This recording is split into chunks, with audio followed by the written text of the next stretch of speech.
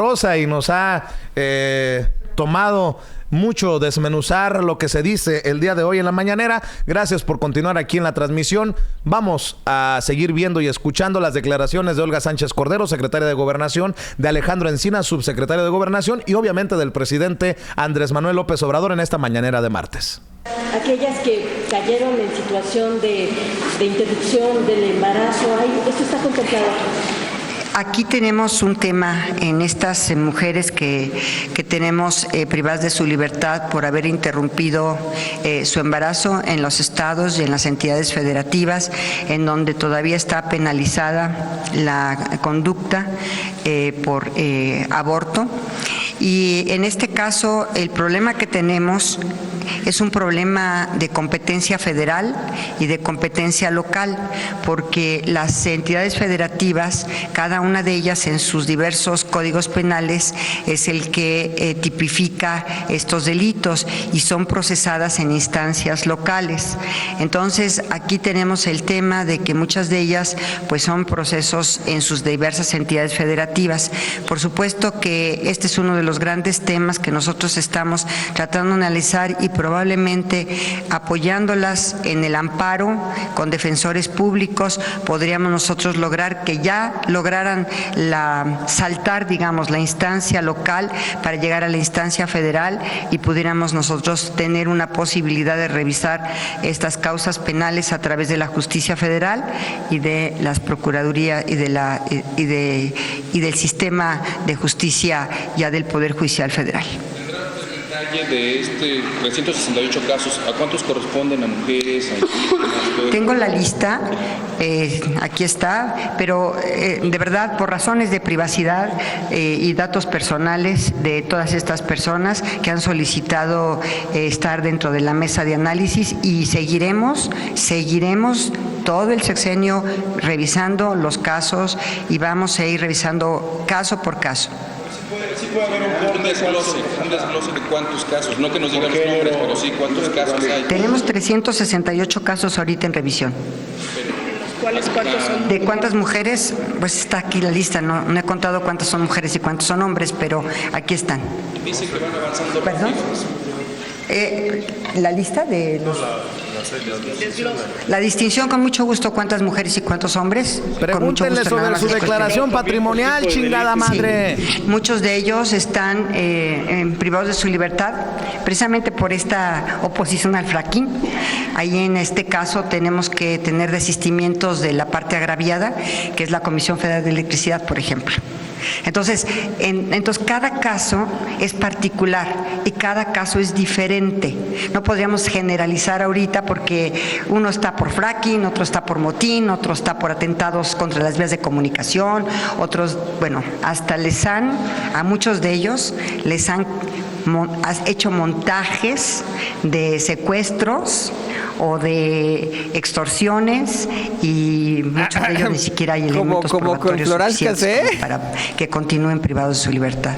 Oye, a ver, ante estas, ponle pausa, Toño, perdón que nos detengamos nuevamente, pero es que esta aceptación, esta admisión que hace Olga Sánchez Cordero, hizo la lista de por qué están en la cárcel los presos políticos. Está cabrón. Y detrás de ese montaje, detrás de estas acusaciones falsas, hay culpables. Por eso yo no estoy de acuerdo con la amnistía de López Obrador de perdón sí, olvido no. Porque, oye, sí vas a sacar de prisión a estos presos políticos, y los que les hicieron el montaje, y los que les metieron la yuca, y los que los tienen refundidos en la cárcel, ¿qué? No, pues perdón sí, olvido no. Pues está cabrón. Sí, no, imagínese usted que cae en prisión, Dios no lo quiera, o usted o algún familiar, y pues usted pierde todo este tiempo viviendo un verdadero infierno, porque así son las prisiones mexicanas, son un verdadero infierno.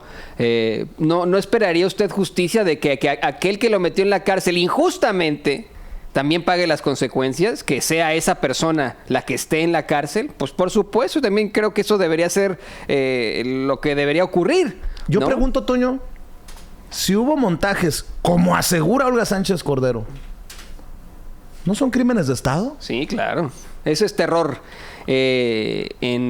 Vamos a ponerlo en ciencia política. hay dos formas de terror. El terror, que es el que ejerce el Estado, y el terrorismo, que es el que ejerce un grupo para desestabilizar al Estado. El Estado ejerce terror para mantener control sobre sus habitantes. Esto es un acto de terror. Ariana Arteaga me dice, ya cállate, Vicente. ¿Por qué? Chingado. Ahora resulta que me viene a mandar callar. Eso es censura. Voy a lloriquear como Ricardo Alemán. Vamos a seguir viendo y escuchando las declaraciones de Olga Sánchez Cordero en la mañanera del día de hoy.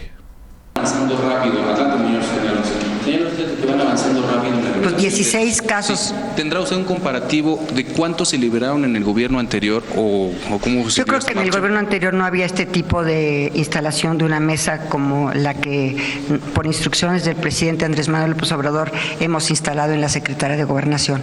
Ha sido una insistencia constante del señor presidente de que todos estos casos se revisen, porque muchos de ellos no hay delito de presos políticos, pero por manifestaciones en contra del sistema o por incluso ambientalistas están privados de su libertad. En cifras, en números, en estadísticas, en realidad. A raíz de las reformas estructurales que se aprobaron, son muchos de estos presos políticos, y preguntarle de los 16 que se liberaron sin que nos dé sus nombres, preguntarle cuántos están relacionados con el tema de la reforma educativa. Gracias. Algunos de ellos, no todos, pero sí algunos. Algunos de ellos.